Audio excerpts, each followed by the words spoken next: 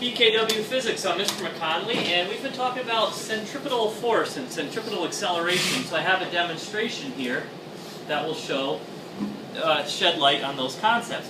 Now the first thing I want to review is if this ball is traveling around a circle in this way, and we just momentarily stop it there. Now it's moving, but we're just going to stop it.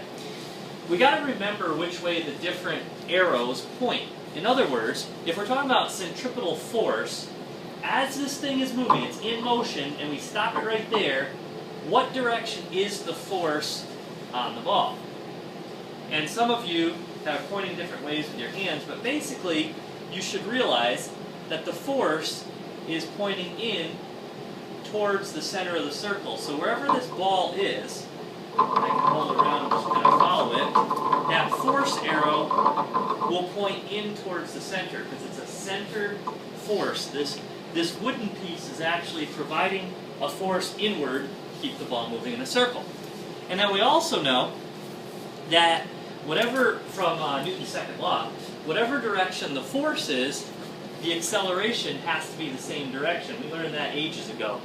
So we also know that if this ball is rolling around in a circle, the acceleration will also always be pointing towards the center. And some of you are confused by that concept. You're like, maybe it's accelerating towards the center.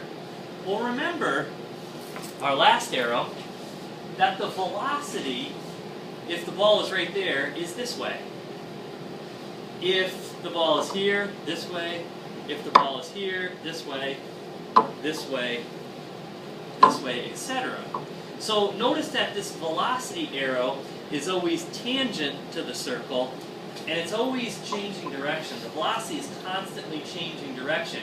And if you're changing your velocity, you are accelerating. That's the definition. So you're changing your velocity, and your velocity is always changing in such a way that it's always tipping the front of the arrow towards the center of the circle. Your velocity is changing towards the center. You are accelerating towards the center of the circle. See how it works? Alright, that was a quick review on that stuff. Now that you have that in your mind, I want you to actually just watch this and think about those different arrows interacting. It's a very simple demonstration, but I'm going to remove this part of the circle, and you should be able to predict what's going to happen here.